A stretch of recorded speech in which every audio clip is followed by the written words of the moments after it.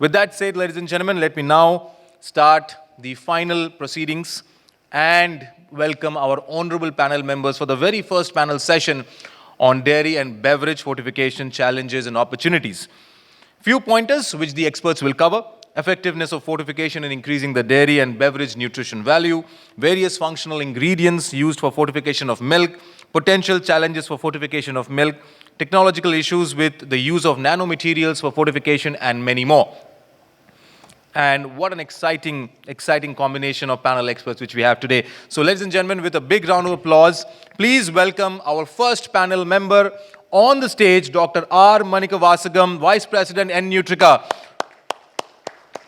Dr. Vasagam, welcome to the India Food Nutrition Summit and Awards once again. Always a pleasure to have you. Joining Dr. Vasagam, our next panel member, Mr. Prashant Bhat, Chief R&D Officer, Mother Dairy. A big round of applause for Mr. Prashant Bhat. Prashantji, welcome to the India Food Nutrition Summit and Awards. Always a pleasure to have you again.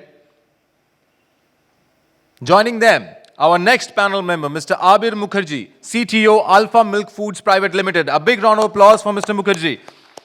Mr. MUKHERJEE, welcome to the India Food Nutrition Summit and Awards. A pleasure to have you, sir.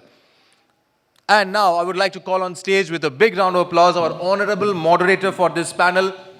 And he is one of the most revered person in the entire dairy industry in India. I would like to call on stage with a big round of applause to the most respected Dr. G.S.RAJORHIA, President, Indian Dairy Association. A big welcome to you, sir. Always a pleasure to have you, sir.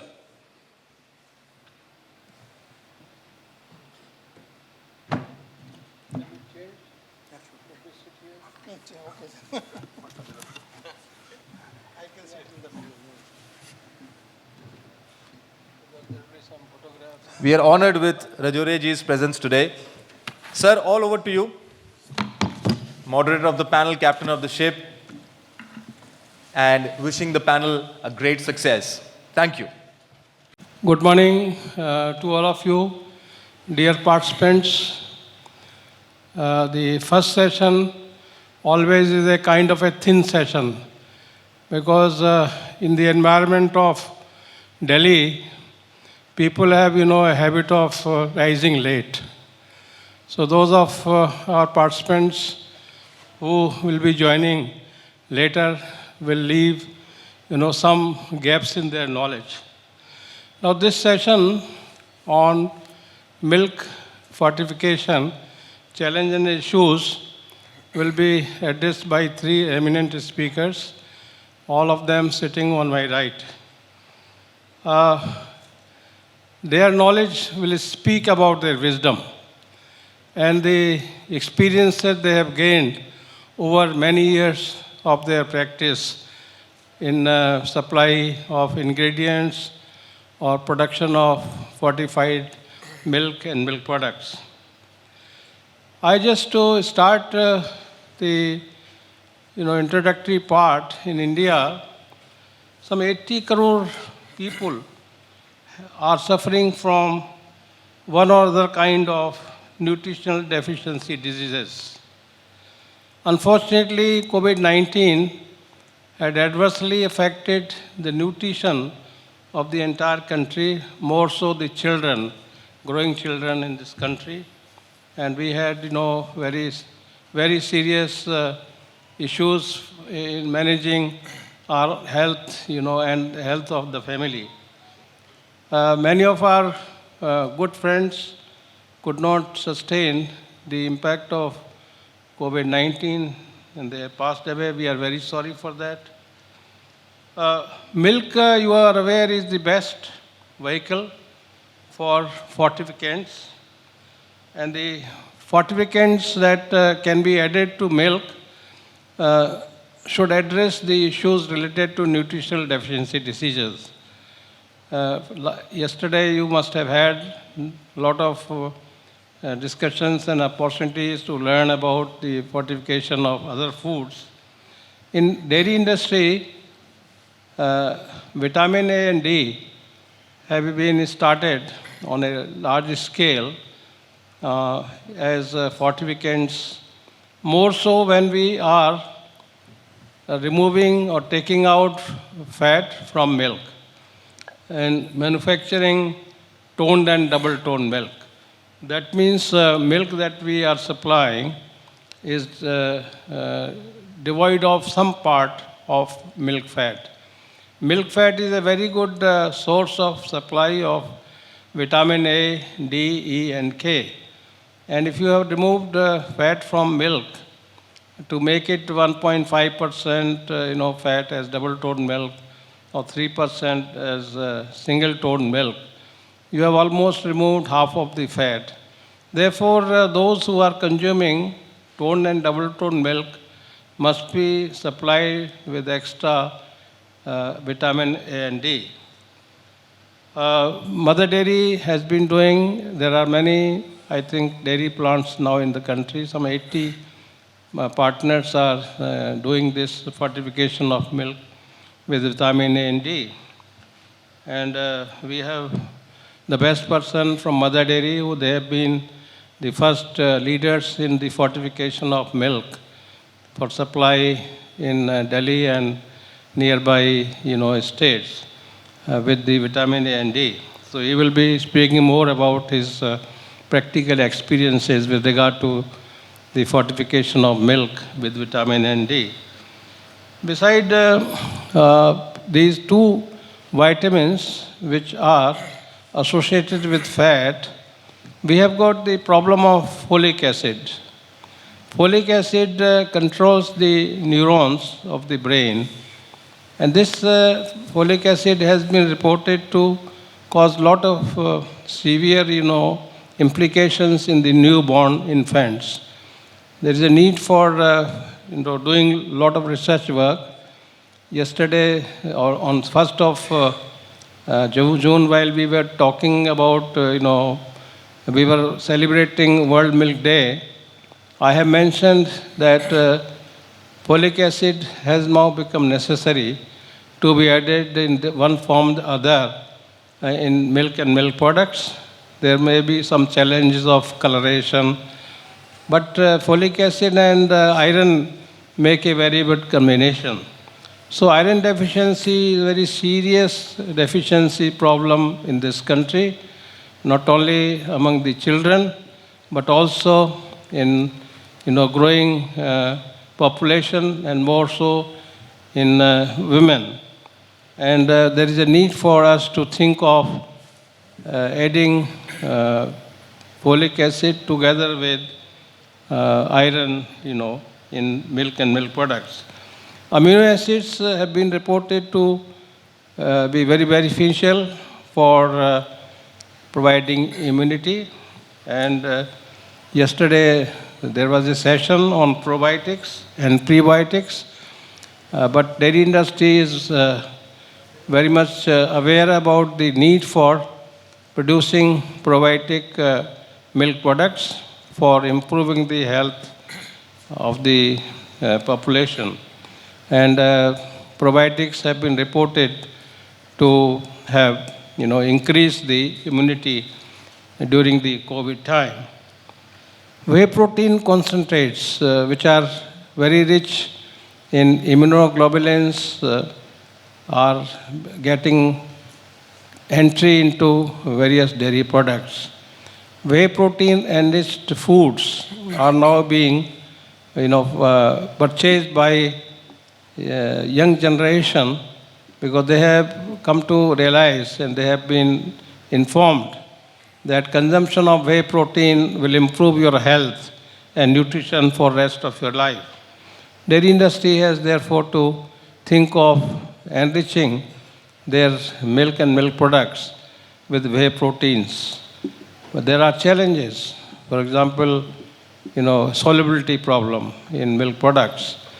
Whey proteins can be added to other food ingredients, and we have guided a PhD student on the use of whey proteins in the enrichment of tomato juice concentrate. So like that, there can be quite a big opportunity for dairy sector to think of enriching their dairy products with whey proteins. See, there are great disparities that exist, especially among different groups of population. And we have to then ensure the supply of these enriched dairy foods among all the classes, distressed classes, poor classes, school children.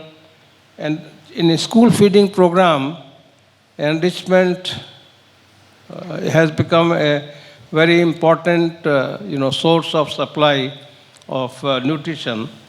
It could be through UST, flavored milk, it could be kheer, paisam, flavored milk, it could be added with quite other food ingredients to ensure that the school feeding programs do very well. It has become now a buzzword. International Dairy Federation is promoting the school feeding programs. And quite a few times dairy industry faces with the challenge of utilizing surplus milk solids. So this is one of the ways of utilizing surplus milk solids in school feeding programs. There are delivery challenges. You know, we have got some 7 lakh villages in India. There is a problem of governance issues. There are problems of enforcement issues. And I am sure these issues will be addressed by our learned speakers. There have been regulations made by the Food Safety and Standard Authority. And in the afternoon session, we'll have a scientist from FSSAI to address the regulatory aspects of fortification. One thing that I want to tell you, so far fortification of milk with vitamin A and D is voluntary, but efforts are on to make it mandatory. So we have to discuss this issue. Beside these ingredients, we have got minerals, we have got amino acids that can be added to milk and milk products. We can have other nutraceuticals, ingredients that can be added to enhance the functional properties, health maintenance, immunity, and health supplements also are finding reasonably good place in our society. And there are now even probiotic supplements available in dried form. So, gentlemen, we have quite a large list of these ingredients which can be added to milk and milk products. But I will leave many of those things, challenges and issues to be addressed by our friends sitting on my right. So I will start with you. You are the first speaker. Okay. Thank you. Good morning. So dairy is actually is the most important food nutrition in India as well as all over the world. And the fortification is coming into the picture for the past 4 years. It's been growing in a wide way. The latest technologies has been used, and most of the things is now the growing technology is nanotechnology. So where this nano encapsulations has been used for to add the vitamins, to add the proteins into that, which gives a sustainable release in the product continuously, and it also have a targeted specific in the human body to reach that particular part. These are the technology where has been used for the nano encapsulations. Secondary, there are some nano tubes is also been manufactured. I mean, it is in the research way, that is alpha-lactoalbumin has been used to make that nanotube. And this nanotube, where this has been used to embed the vitamins and proteins, which can be used for the very widely for the fortification of the functional foods. Similarly, if you take the nano emulsion is also there, which increase your creamy structure in an ice creams by using it out with a lesser fat. Maybe fat 1 or 2% will be there, where the creaminess will be less. This emulsion has been taken into the considerations, nano emulsions, and it is giving the creamy texture as if it is having a more than 10%. These are the areas where it is growing. The fortifications can be added into that. But similarly, there was a coating, nano coating has been happening, where the PHE, that is plate heat exchangers, it has been coated where the fouling has been reduced. Around 80% of the fouling has been reduced. These are the technology where it is coming as into the field of, apart from fortifications, it is used in the packaging, it is used in the, to reduce the fouls and other things. So India has to look for more research on this area in the developing to compete in the global market. To compete in the global, because today's the exports are been very good, as Professor has told. We have been in a leading people where we can be pointers in this area by doing various research by industry peoples as well as along with the academics. It will reach to a core. That was my introduction meeting, so thank you.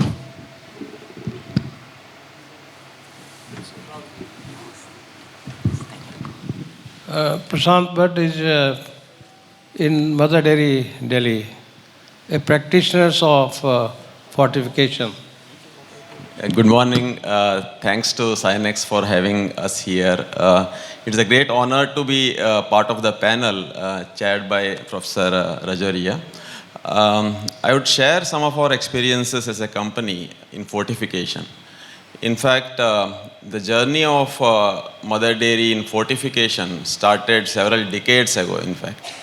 So it was in 1984, there was a huge incidence of night blindness. So government advised the dairy companies to add vitamin A into milk. So Mother Dairy was one of the companies that took the lead, and we started adding vitamin A in token milk. So token milk is the milk that we sell in the unpackaged format through our own booths in Delhi. So we started adding around 2000 IU of vitamin A in the product, and that continued. And since last 3-4 years, once this voluntary regulation came in, we have added both vitamin A as well as D in our product, in several of our products actually. If you look at the effectiveness, so for these two vitamins, there are not many rich sources within the vegetarian diet, especially for vitamin D. Most of the rich sources are non-vegetarian. Due to that, there is a huge prevalence of deficiency of both these vitamins. If you look at vitamin A, that deficiency prevalence is around 60%, and in the case of vitamin D, it is further worse. It is close to 90%. And people don't get exposed to sun, etc. They try to stay indoor because of several things like pollution, etc. You don't get enough vitamin D produced inside the body. And from a functional perspective, these are very important nutrients. So they help in different things like eye health or say bone health, growth, reproductive system, etc. So there are several benefits coming out of these macronutrients. And milk is a great vehicle to deliver it. Milk itself is a complete food considering its good quality protein or say the nutrients it has. But apart from that, milk is bought by every household in India. So it becomes a great vehicle to deliver some of these macronutrients. In our case, we reach close to more than 1 million households on a daily basis. So through our products, we can try to enhance their nutritional status in some or the other way. So that journey has been very promising, as well as we are happy to do this. There is some level of cost involved. It is not much, say 3 or 4 paisa per liter of milk. But the kind of benefits the consumer would get is immense. So we have a great journey on this. Thank you.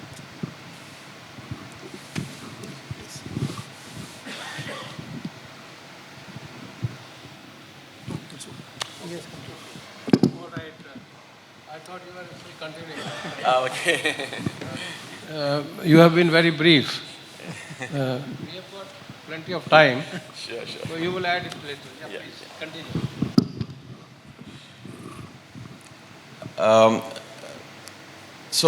We also actually, as an innovation, we tried to also incorporate other micronutrients. As an example, iron. So iron, there is a huge deficiency, and close to 50% of the population is anemic in India, right? So it is possible to add things like iron in milk, but the issue is milk gets converted into several other products at home. Right, it gets converted into curd, chai, etc. And most of the usage is in chai. So when it gets converted into chai, then there is a complex, the reaction happens between the tannins and the milk, leading to a brownish or blackish color. So any amount of milk that you add in tea, it will still remain very dark. So because of that, we did not take that initiative ahead. In terms of the regulatory requirements, regulation defines a range for both these vitamins, and you can choose any number within that range, and only you need to try to ensure that it remains till the end of the shelf life.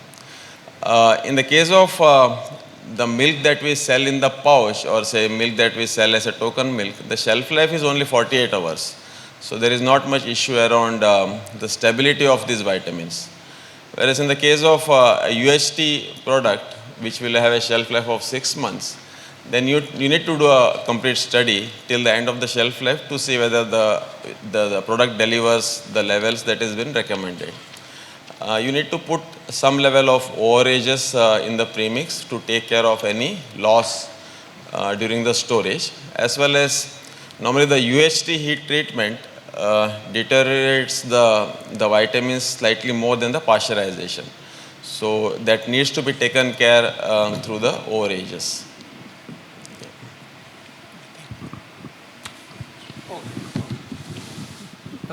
Now we have Mukherjee from, I think he is operating in 3 places. He is the Chief Executive Officer of Alpha, then Karnal Milkfoods, and what is the third one now? Hush Milkfoods. Yeah. So, you can find him floating in 3 places. So, Mukherjee. So, I'm happy that Mukherjee is here, and he happens to be our student. So, he is still on the examination today. Thank you, sir. It's nice to be in the panel with somebody who has taught me all the things. And I would like to thank Synnex for giving me the opportunity to sharing the platform with him. My 30 years of experience, and before that 4 years in the college, he has been our role model. We were taught by him, and we were for his nice, very easy type of presentations. And I feel him saying the same today. Thank you, sir, for making me reach here. Thank you, sir. Anyway, what I will be today talking about is the food fortification in India. There is a supply and demand alignment. Basically, in India, we have large cases of vitamin and mineral deficiencies. And over 70% of India suffers from less than half consumption of the RDA allowances of micronutrients. And that's why the regulations are coming up that we are, all the food manufacturers and suppliers are to inform the consumers that how much nutrients and micronutrients are required and how much allowances you are to take. So that is one of the things that are coming up through the government agencies, and till now it has been, as you all know, that fortification has been something that is a voluntary thing, that is not mandatory so far. But in few cases, as in your midday meal scheme or the other government programs that is coming up, They have made this program a compulsory one. And that basically you require that, because when we talk about the malnutrition, that is also prevalent in India. And mostly we are not much conscious about, or we don't have that rather knowledge about that how much requirement we have. Rather, if you talk about the fortification started from 1953. Although not in dairy, it started with the Vanaspati oil being made mandatory to be fortified with vitamin A, or the more aware program is of the iodine being made compulsory in salt. So these are one or two things that were made compulsory. But so far, as the dairy is concerned, after Dr. Bhat has told that when there was an incidence of vitamin A deficiency, the government took up the programs, and there was awareness about what is required for the human body and in the consumption which we require in our daily health.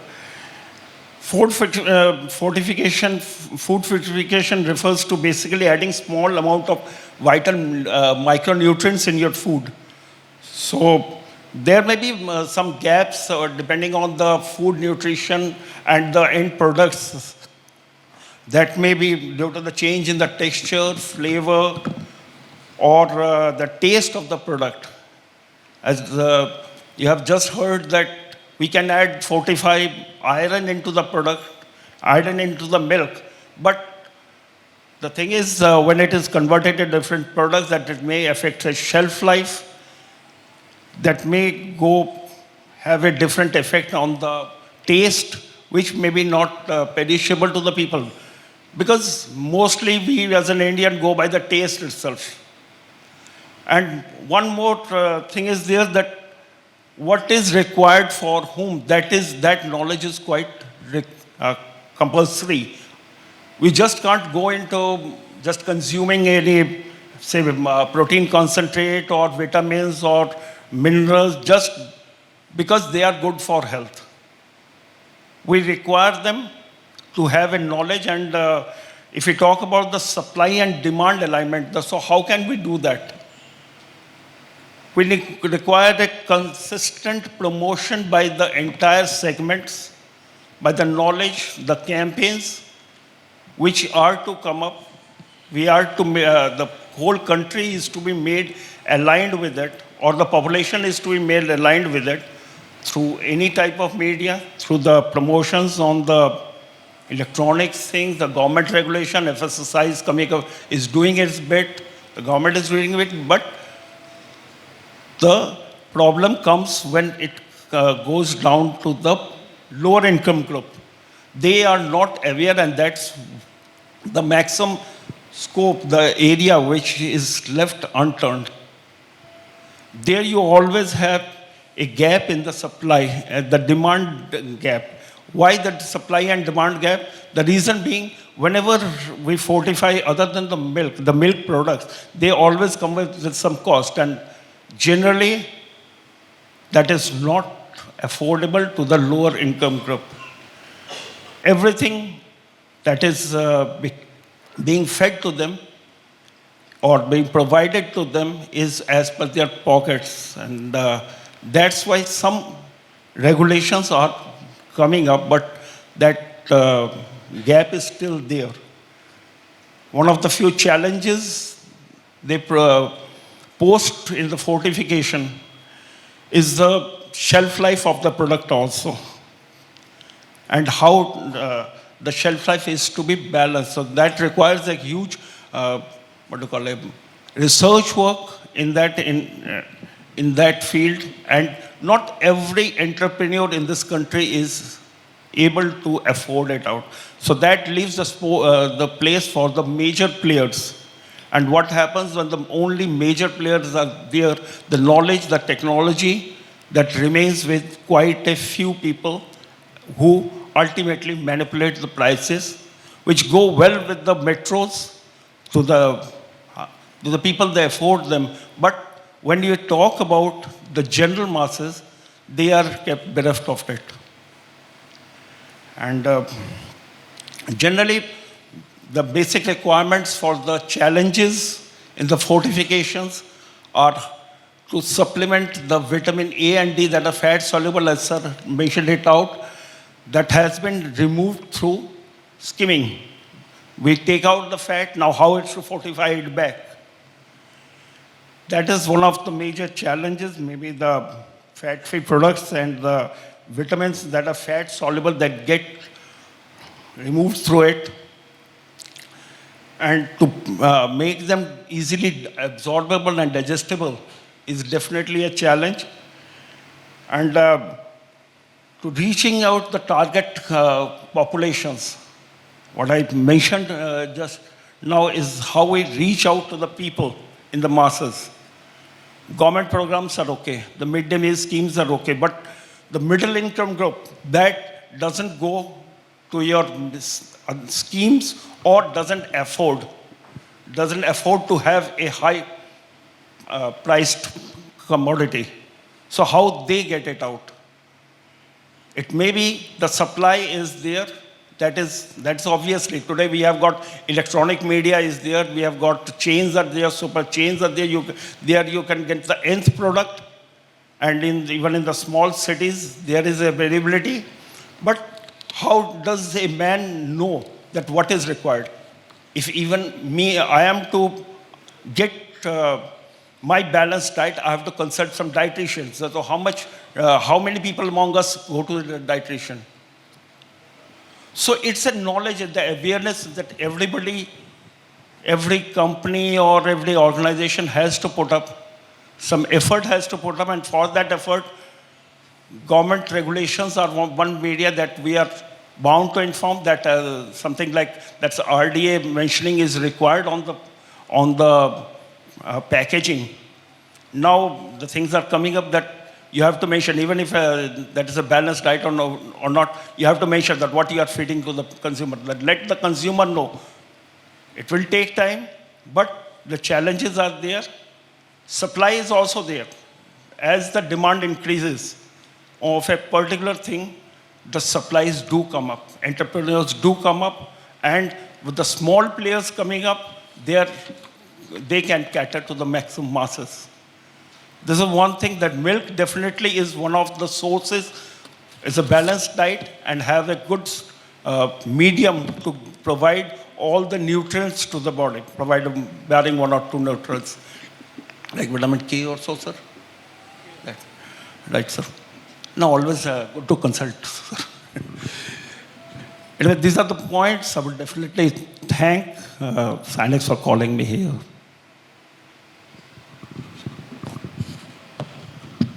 Friends, I will open up the question box for you a little later. There are quite a few other things that I should mention.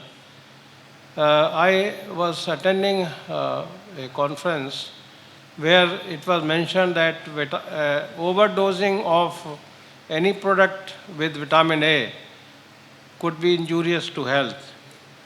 There is therefore a need for conducting clinical and biochemical studies to show that the consumption of vitamin A is optimum or it is above the levels prescribed by the Ministry of Health or Codex Alimentarius or RDA allowances. The risks that are associated with vitamin A could be minimized in situations where people are consuming a lot of milk. Say, for example, in Punjab, if you are supplying vitaminized milk, Punjab people, consume more than 1,000 grams of milk per day. And if they were adding this vitamin A in whole milk with maybe 6.5% fat, certainly they will get overdosed with vitamin A.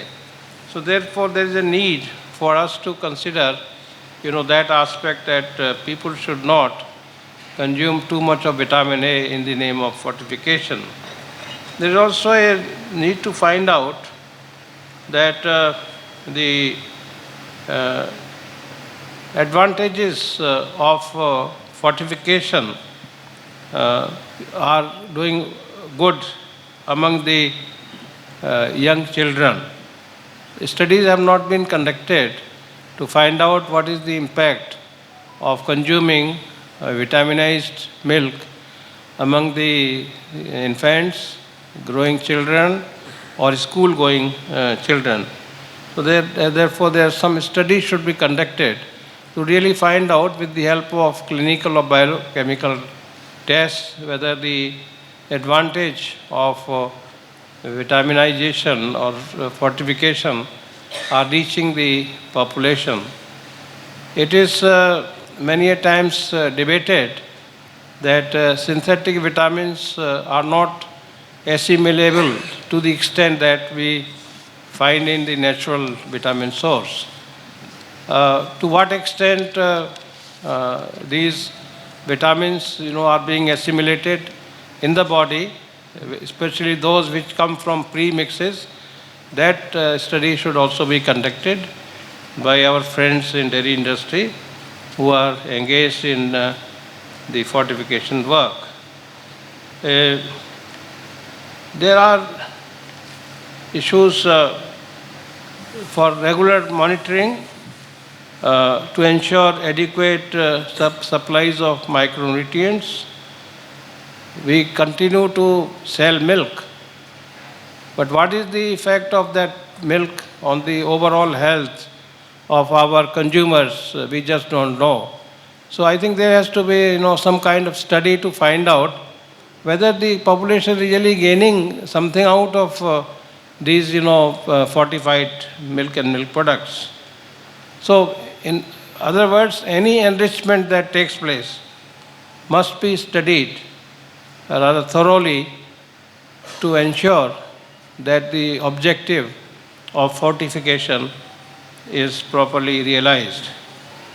Iodine also is, as Mukherjee said, is an important ingredient. Now, generally people are saying, stop eating white salt. Go to Saida Namak or Kala Namak, because these are more healthy, as salts than, this iodized salt. This may have some repercussions, especially with regard to iodine deficiency. And this needs to be looked into as to how, if people go into Saida Namak, perhaps black salt may supply you some iodine, but we don't know. This Saida Namak and this black namak must be examined thoroughly by analytical methods to find out what are the real, components available and why should we discard iodized salt from the diets. So, similarly, you have to also examine that in many countries, WHO has recommended some standards to be fixed for adding these fortificants. Potassium is a very good example. They say potassium iodide can be used as a fortificant in processed foods, and because milk products are essentially good source of sodium, and sodium and potassium have been implicated in the regulation of blood pressure in the body. Therefore, there is also a need for us to understand the requirements of the so-called ingredients or micronutrients in our body at different ages during growth. Quite a few other things are necessary, but then I will leave it. We have a few minutes, and I open this house for discussion. If there are questions, please raise it from the floor. Any questions, ladies and gentlemen? I would request you to kindly raise your hand one by one, and once the mic is given, please do introduce yourself and your organization and direct the question to the individual panel member. And if it's a generic question, then I think Rajoria ji can take a call whom to give the question. I think we have one question here. Kumar Mishra from BASF India Limited. I have a question to Professor Rajoria. Do we really need to worry about, so I am here, so do we really need to worry about vitaminosis cases? Because if you Google a vitaminosis cases, then mostly it happen only in the clinical setup. And in a country where the deficiency prevalence like a pandemic, why we are really worrying a lot about vitaminosis will happen, excess consumption of vitamins will lead this and that. Do we really need to worry about? Because almost 70%, as if I am not wrong, then Dr. Mukherjee said, almost 70% population taking half of the RDA. So where the situation is that much pandemic kind of situation, then why we are worrying about excess consumption of vitamin A in Punjab or in any other places? Thank you so much. This may lead to what you have said, vitaminosis, issues concerned, with eyesights. And we have to worry not for the majority, also for minority. Everyone is dear to us as a consumer.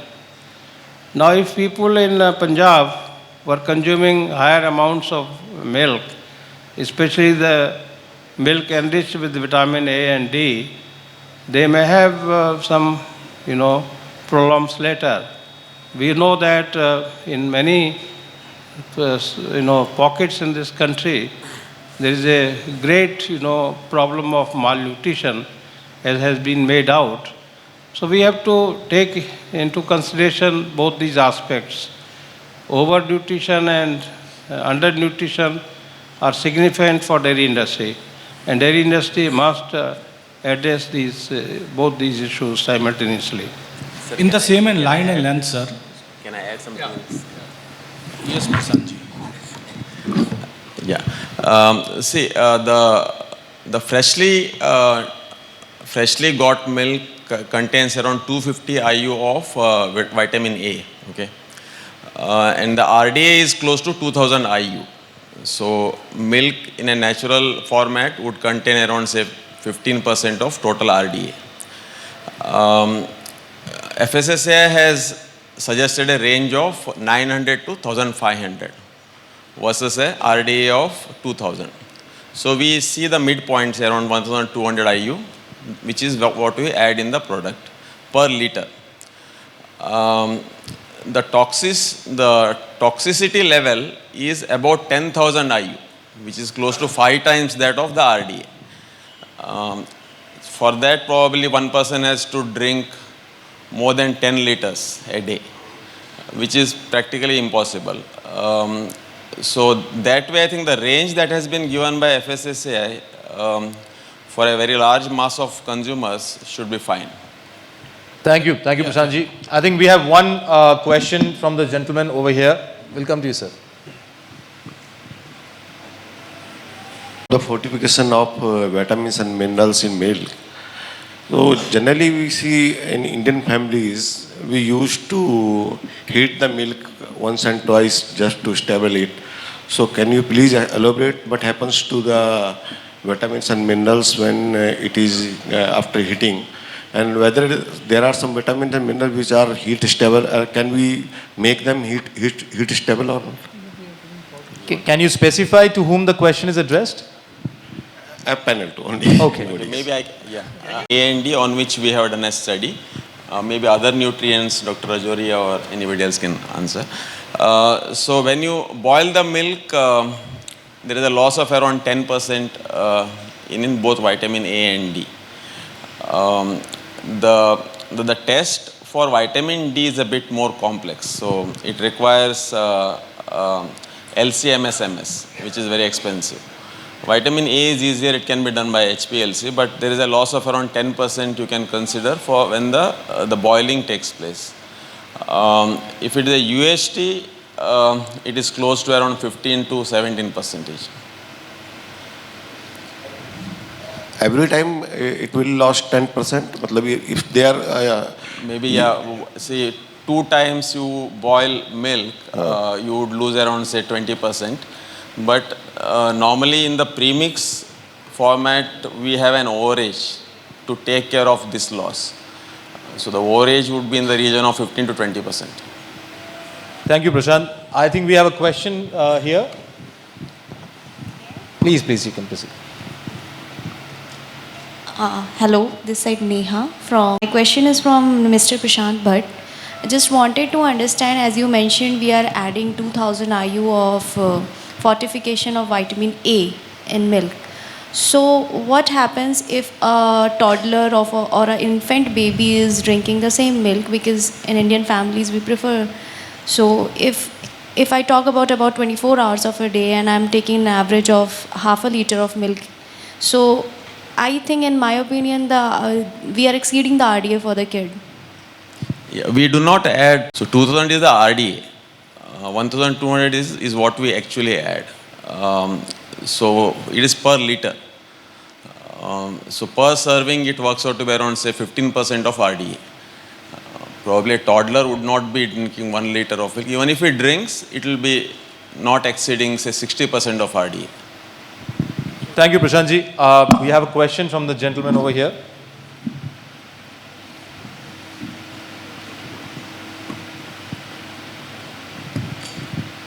Over here. Atul Joshi, मेरा इसमें submission था कि एक हम बार बार जो toxicity का बात कर रहे हैं, अगर आप देखेंगे एफएसआई ने जो प्रोसेस डिफाइन किया है, I am talking specifically for the 5 staple foods, कि टोटल 30% आरडीए का उन्होंने इसमें डिसाइड किया, तो इसमें टॉक्सिसिटी का कहाँ बात आता है? दूसरा, बिकॉज जो हम बात कर रहे हैं कि ये स्टेपल फूड है, एक लिमिट से ज़्यादा, जैसे प्रशांत जी ने भी बोला कि आप एक लिमिट से ज़्यादा कंज्यूम नहीं कर सकते, तो ये मिथ को मेरे को लगता है कि शायद हमें बाहर रखना चाहिए। दूसरा, हम जो बात कर रहे थे कि जब आप फोर्टिफिकेशन करते हैं तो शेल्फ लाइफ में इम्पैक्ट की बात करते हैं, lot of studies has been done जिसमें प्रूव होता है कि there is no adverse impact on product shelf life due to fortification. In fact in some cases there is a positive impact. तो मेरे को लगता है इन चीज़ों को हमें रीडिफाइन करना चाहिए, अदरवाइज़ हमें एफएसआई की साइट पे या एफएफआरसी की साइट पे ये सारी चीज़ें मिल जाएंगी। अगर किसी को ज़्यादा उसमें जानकारी चाहिए तो एफएफआरसी की साइट पे आपको ये सारी इन्फॉर्मेशन मिलेगी। Thank you. Loss of vitamins during heating. One of our studies, indicated that usually we say that when we pasteurize milk, vitamin C gets destroyed, up to 90% or so. Interestingly, loss of vitamin C is related with the presence of oxygen. During the production of khoa, one of our PhD students found out that there is no loss of vitamin C at all during khoa making. And khoa making takes at a very high temperature, open pan concentration. Why that happened? We analyzed the data and found out that during the process of khoa making, lot of reducing substances are produced, sulfhydryls are produced. Now they prevent, oxidation of vitamin C. Now this is a very interesting study for the gentleman who raised that what is the loss of, vitamin A during heating or reheating. Now, Prashant just said that we are adding a little extra to handle that loss during heating. But I think there is a need for further study, maybe by some student of master's degree or PhD degree in any university, as to what really happens to the vitamins that have been added with regard to their, stability in various stages of heating. Thank you, Dr. Rajorhia. I think with the interest of time, we can take one last question from the audience. Any questions?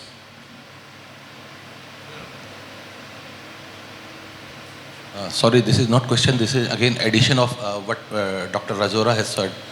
Actually, a similar study has been done for edible oil also. When you are doing cooking or frying, so every time there is a loss of only 10 to 15% because FSI has recommended vitamin A and vitamin D addition in edible oil. So similar study has been. So there is no reduction of 10 to 15%. Only this is the reduction. So this was the reason that they have added vitamin A and D in edible oil and milk. Thank you. Thank you, Achulji. I think we have one final question from the gentleman. Other questions offline. Please, sir. Myself, Dr. Ashish from Zion Life Sciences. My question is, the source of a milk for Mother Dairy or Amul company, are they grass-fed or not? Because globally, in US or European countries, they are moving towards a grass-fed milk or whey. So, in India, what is the source of our milk? The grass-fed is definitely depends on the pastures they have. That depends on the they are much concerned with the quality and the final product they are getting. Definitely they prefer your butter, or the Western countries prefer your butter or your anything that has fat. They much more concentrate on these the grass-fed because they are quite concentrated about your you can say the organic type of milk or something like that. So they have got the studies definitely, but in India you have to develop the farms accordingly, and you have to just grow up the product as such. But when we talk about the general balanced diet, what we are providing to our herd, we can't claim it as a grass-fed. Because in the mass scale, the way that's a totally a concept that has to go through a movement or something like that. But it is not at present, if you really want a grass-fed product, because there are tests also that can depend the vitamin levels, even the color, the shine of the product. If you talk about the ghee, that is quite different from what you get from the normal ghee which we have in our, even if in our home, because we are quite used to feeding them what we produce in our farms. So that's a different thing. You just can't fortify something, vitamins or something that will turn into equivalent to a grass-fed, but that's a natural process that has to come up. Thank you, Abhijit. Thank you so much. And can we have a big round of applause for this wonderful panel members here? I think very interesting and very interactive session as well. We had so many questions, but again, we have to respect the time here. And I request all of you that you still have questions. The panel members are available offline, so you can always take your questions to them. Now, before we bid adieu to this fantastic panel here, I would like to call on stage Mr. Prashant Sharma from Analytic Gina to do the honors of felicitating our panel members here. Prashant, welcome to the India Food Nutrition Summit and Awards.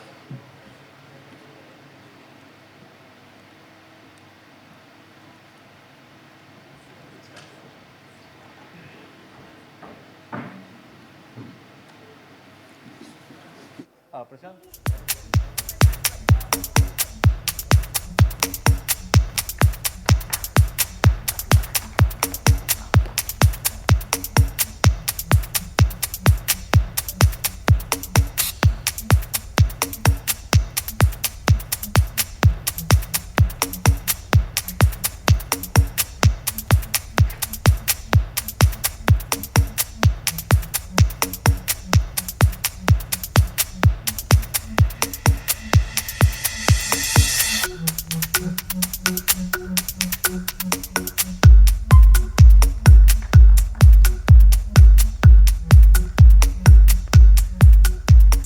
Can we have a quick photograph of all the honorable panel members, Rajorhia sir, along with Prashant?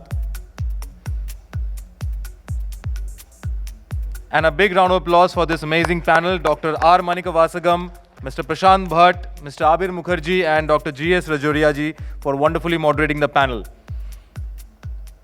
Thank you so much, honorable panel members, and thank you so much, Rajorhia ji, once again for moderating the panel. And very, very enlightening panel, I would say. And thank you so much, Prashant, for doing the honors of felicitating them. So thank you so much, panel members.